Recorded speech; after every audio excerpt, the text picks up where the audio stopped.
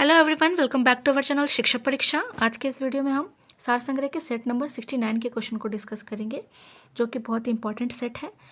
और ये जो सार संग्रह का सेट है वो एक तरीके से इम्पॉर्टेंट इसलिए भी है क्योंकि ये प्रीवियस ईयर के क्वेश्चन इसमें लिए गए हैं, और प्रीवियस ईयर के क्वेश्चन से ही हमें बहुत सारी जानकारी मिल सकती है कि एग्ज़ाम में किस प्रकार से क्वेश्चन पूछे जा रहे हैं। और हमें मेहनत करना है अपने एग्ज़ाम के लिए। बहुत सारे एग्ज़ाम नज़दीक आने वाले हैं। आप चाहे 8 घंटे पढ़िए, 10 घंटे पढ़िए, वो इम्पोर्टेंट रोल प्ले नहीं करता है। आप आधे नंबर से रह जाइए, चाहे 1 नंबर से रह जाइए, ये भी इम्पोर्टेंट रोल प्ले नहीं करता है। आपका जो रिज़ल्ट है ना, लोग वही देखते हैं कि रिज़ल्ट, इसका फलना आदमी का रिज़ल्ट आया है, इसका रिज़ल्ट आया है।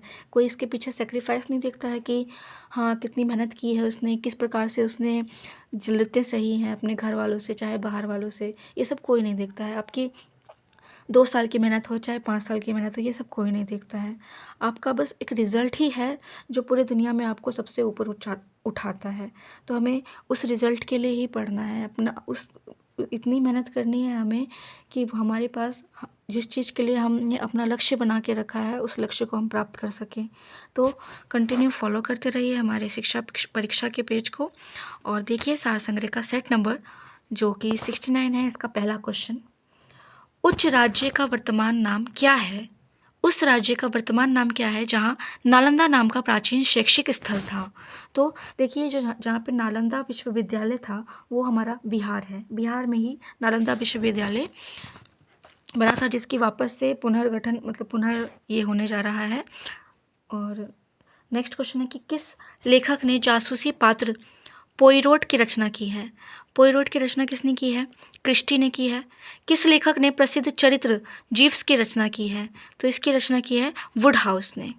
नेक्स्ट क्वेश्चन है कि नगर कोझिकोड क्या कहलाता है? देखिए, जो नगर कोझिकोड है ये क्या कहलाता है? कालीकट। कालीकट कहलाता है। चीन की संसद क्या कहलाती है? चीन की संसद राष्ट्रीय जन कांग्रेस कहलाती है। क्या कहलाती है? राष्ट्रीय जन कांग्रेस। किस वर्ष प्रथम व्यक्ति अंतरिक्ष में गया था? देखिए, प्रथम वर्ष कौन सा ऐसा प्रथम व्यक्ति है जो किस वर्ष प्रथम व्यक्ति अंतरिक्ष में गया था? तो क्वेश्चन है यहाँ पे, क्वेश्चन समझिए, यहाँ पे वर्ष पूछा गया है। तो पहली बार जो अंतरिक्ष में प्रस्थान किया था 1961 ईस्वी में किया था।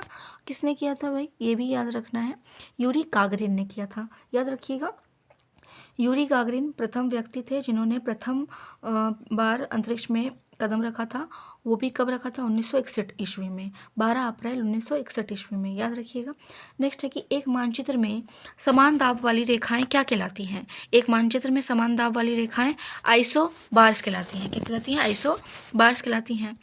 किस दिवस को इक्विनॉक्स कहते हैं? किस दिवस को इक्विनॉक्स कहते हैं? 21 मार्च को इक्विनॉक्स कहते हैं।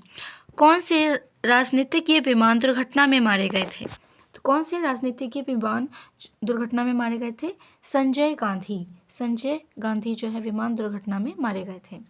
पुलेला गोपीचंद किस खेल से संबंधित रहे हैं? ये जो पुलेला गोपीचंद हैं ये बैडमिंटन से संबंधित रहे हैं। भारत के राष्ट्रीय कैलेंडर का पहला मास कौन सा है? तो उस हिसाब से हमारा चैत्र मास पहला मास पड़ता है। भारतीय कैलेंडर के मास से हम देखा जाए तो जो चैत्र मास है वो हमारा पहला मास पड़ता है भारत के राष्ट्रीय कैलेंडर के हिसाब से। नेक्स्ट है कि 5 सितंबर को किनके जन्म दिवस पर शिक्षक दिवस मनाया जाता है? तो इसका आंसर होगा डॉक्टर सर्वपल्ली राधाकृष्णन।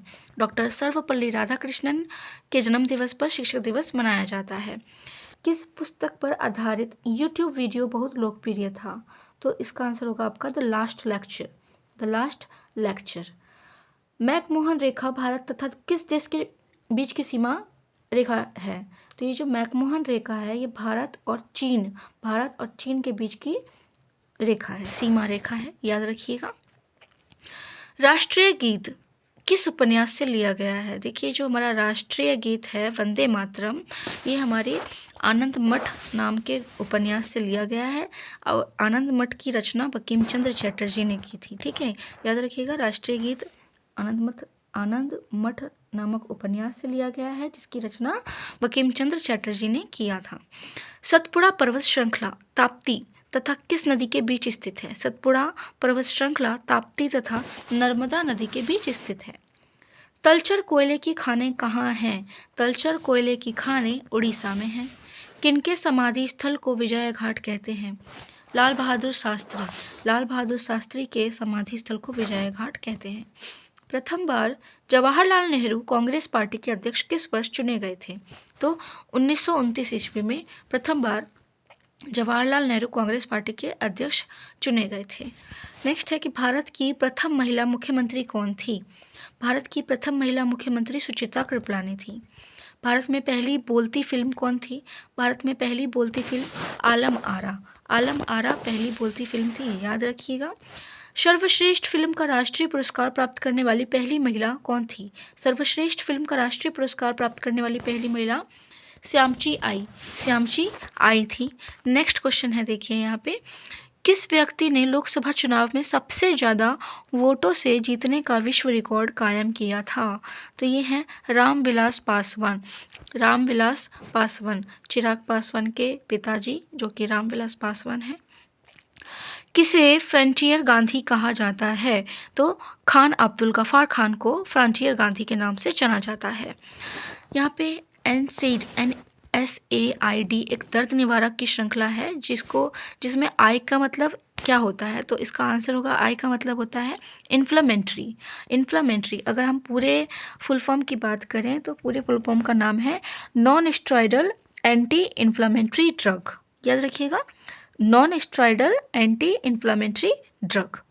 नेक्स्ट है, ओमेगा 3 किसका एक वर्ग है? ओमेगा 3 वसीय अम्ल का एक वर्ग है। किसका वर्ग है? वसीय अम्ल का। नेक्स्ट है, उस प्रथम ग्रह का नाम क्या है जिसके बारे में खोज ने बताया कि वहाँ 2 सूर्योदय होता है? तो वह कौन सा ग्रह है? Kepler 16b। कैप्लर 16b एक ऐसा ग्रह है जिसमें खोज के दौरान ये पता चला कि वहाँ 2 सूर्योदय होता है। नेक्स्ट है, नालंदा अंतर्राष्ट्रीय विश्वविद्यालय का पहला कुलपति किसे नियुक्त किया गया? तो APJ अब्दुल कलाम को नालंदा अंतर्राष्ट्रीय विश्वविद्यालय का पहला कुलपति नियुक्त किया गया था। नेक्स्ट है, EMI जो कि कर्ज के पुनर्भुगतान से संबंधित है। इसमें E का अर्थ क्या है? देखिए, एक पर्टिकुलर E का अर्थ पूछा है तो E का अर्थ होता है यहाँ पे इक्वेटेड। और अगर हम पूरे फुल फॉर्म की बात करें तो पूरे फुल फॉर्म का मतलब है यहाँ पे कि इक्वेटेड मंथली इंस्टॉलमेंट। क्या है? Equated monthly instalment. याद रखिएगा, कुछ भी पूछ सकता है, पूछने वाला ये नहीं जानता है कि सामने वाले ने क्या पढ़ा है क्या नहीं पढ़ा है। ठीक है, ये नहीं पूछने जाएगा कि हाँ आप क्या पढ़ के आए हैं, उसी हिसाब से हम क्वेश्चन सेट करेंगे। आपको वो सब चीज़ें पढ़नी है जो सामने जो रिजर्व क्वेश्चन बनाते हैं उसके अनुसार हमें सब कुछ पढ़ना है ताकि हम आंसर आसानी से दे सकें। ठीक है, आगे देखिए, झांसी की रानी के तौर पर कौन प्रसिद्ध है? झांसी की रानी के तौर पर रानी लक्ष्मीबाई प्रसिद्ध हैं। रानी लक्ष्मीबाई प्रसिद्ध हैं। नेक्स्ट है, अच्छा एक चीज़ और है, रानी लक्ष्मीबाई का बचपन का नाम था मणिकर्णिका। ठीक है, ये भी याद रखिएगा। नेक्स्ट, भारत की श्वेत क्रांति के पिता कौन कहे जाते हैं? तो भारत की श्वेत क्रांति के पिता वर्गीस कुरियन को कहा जाता है। वर्गीस कुरियन को कहा जाता है। किसने लास्ट सपर को चित्रित किया था? लास्ट सपर को चित्रित करने वाले लियोनार्डो दी विंस थे। Leonardo da Vinci. Next question है आपका कि ब्रिटिश शासन के विरुद्ध कांग्रेस ने किस वर्ष असहयोग आंदोलन प्रारंभ किया? तो 1920 ईस्वी में ब्रिटिश शासन के विरुद्ध कांग्रेस ने असहयोग आंदोलन स्टार्ट किया था 1920 ईस्वी में। नेक्स्ट है, अशोक स्तंभ कहाँ पर स्थित है? तो जो अशोक स्तंभ है ये हमारे बिहार में स्थित है। पृथक पंचायती राज मंत्रालय का गठन कब हुआ था? पृथक पंचायती राज मंत्रालय का गठन 2004 ईस्वी में हुआ था। भारत में विशालतम समुद्र तट कहाँ है? भारत में विशालतम समुद्र तट तमिलनाडु में है। कहाँ है? तमिलनाडु में है। झारखंड के उत्तर में कौन सा राज्य है? झारखंड के उत्तर में बिहार राज्य है। आगे है कि सबसे अंदर भूमि द्वारा घिरा पतन कौन है? सबसे अंदर भूमि द्वारा घिरा पतन विशाखापट्टनम है। कौन सा है? विशाखापट्टनम है। दिल्ली से कलकत्ता को कौन सा राजमार्ग जोड़ता है? तो क्वेश्चन है यहाँ पे आपका कि दिल्ली से कलकत्ता को कौन सा राजमार्ग जोड़ता है? तो ये है राजमार्ग संख्या 2, राजमार्ग संख्या 2।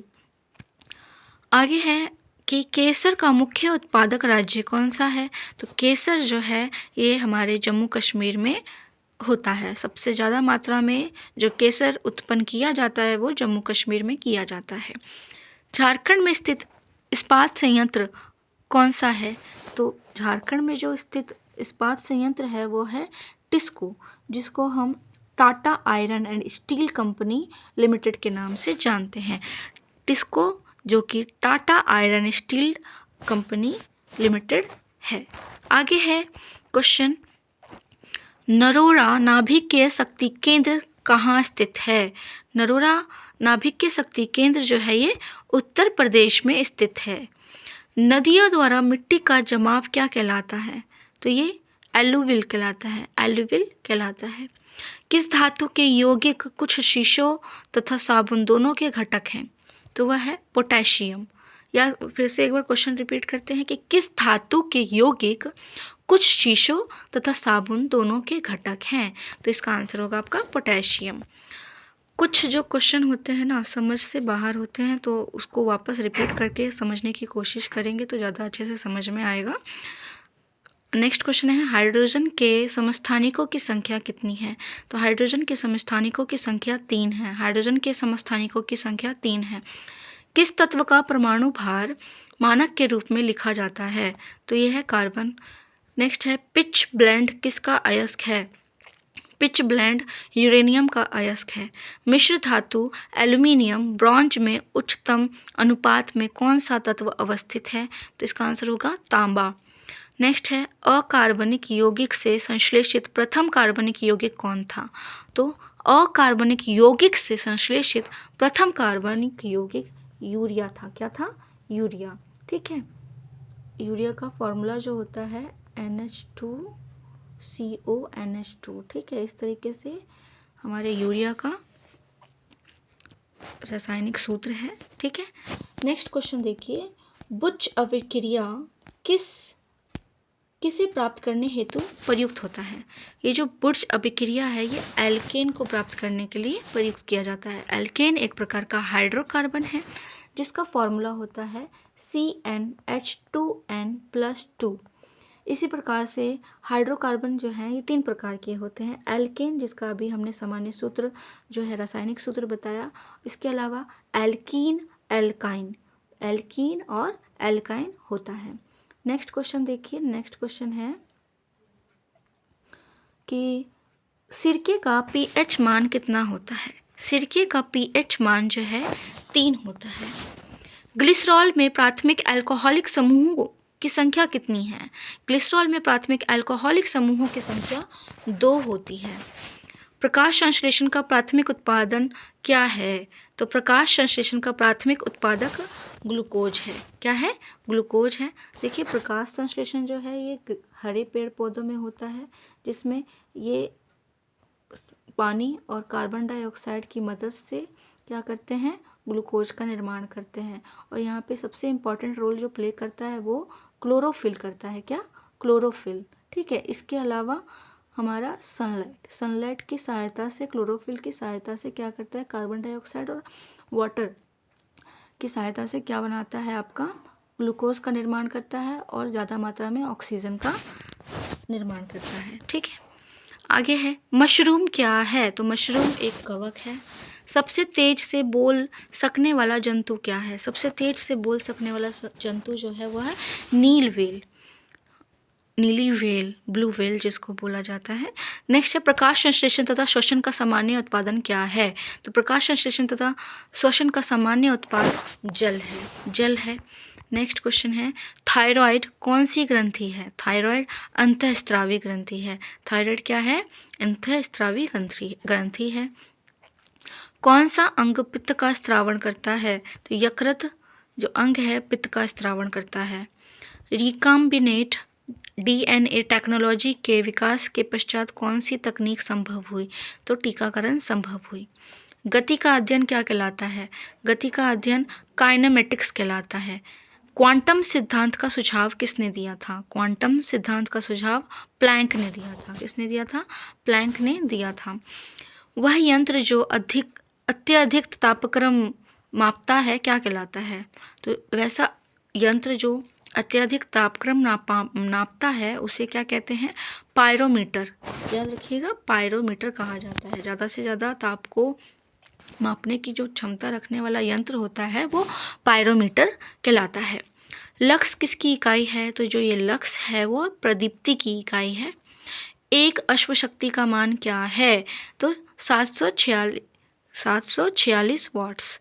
ठीक है, 746 वाट्स एक अश्वशक्ति का मान है। यदि एक अवतल दर्पण में वस्तु एवं प्रतिबिंब दोनों वक्रता केंद्र पर है तो प्रतिबिंब कैसा होगा? कैसा होगा? वस्तु के समान आकार का होगा। कैसा होगा? वस्तु के समान आकार का होगा। नेक्स्ट है ऊष्मागतिकी का दूसरा नियम क्या कहता है? तो ऊष्मागतिकी का दूसरा नियम क्या कहता है? क्या कहता है कि बिना किसी बाह्य कारक की सहायता से, बिना किसी बाह्य कारक की सहायता के किसी कम ताप वाली वस्तु से किसी उच्च ताप वाली वस्तु को ऊष्मा स्थानांतरित नहीं की जा सकती है। फिर से एक बार सुनिए ऊष्मागति का दूसरा नियम। ऊष्मागति का दूसरा नियम क्या कहता है कि बिना किसी बाह्य कारक की सहायता के किसी कम ताप वाली वस्तु से किसी उच्च ताप वाली वस्तु को ऊष्मा स्थानांतरित नहीं की जा सकती है। यही हमारे ऊष्मागतिकी का दूसरा नियम है। नेक्स्ट क्वेश्चन है कि एक वायुयान की ध्वनि सामान्यतः किसके संगत में होती है? तो एक वायुयान की ध्वनि सामान्यतः 100 डेसिबल होती है। कितनी? 100 डेसिबल होती है। 1 नैनोमीटर किसके बराबर होता है? तो 1 नैनोमीटर 10⁻⁷ सेंटीमीटर के बराबर होता है। नेक्स्ट है कि किस कोयले में कार्बन की मात्रा अधिकतम होती है? तो एंथ्रासाइट एक प्रकार का कोयला है जिसमें कार्बन की मात्रा अधिकतम होती है। तो इसी के साथ ये जो वीडियो है हमारा कंप्लीट होता है। और एक चीज़ और हम आपके साथ यहाँ पे शेयर करना चाहेंगे कि अगर आप बिहार के एग्ज़ाम से रिलेट कर रहे हैं, बिहार के एग्ज़ाम को दे रहे हैं, तो आपको बिहार के बारे में भी जानकारी होना बहुत ज़रूरी है ना। तो इसीलिए हमने बिहार के बारे में बहुत सारी जानकारी वाली वीडियो बनाई है, अपलोड की है। आप वहाँ जा कर के बिहार की जानकारी ले सकते हैं ताकि आपको बिहार के एग्ज़ाम के लिए हेल्पफुल हो सके। Thank you.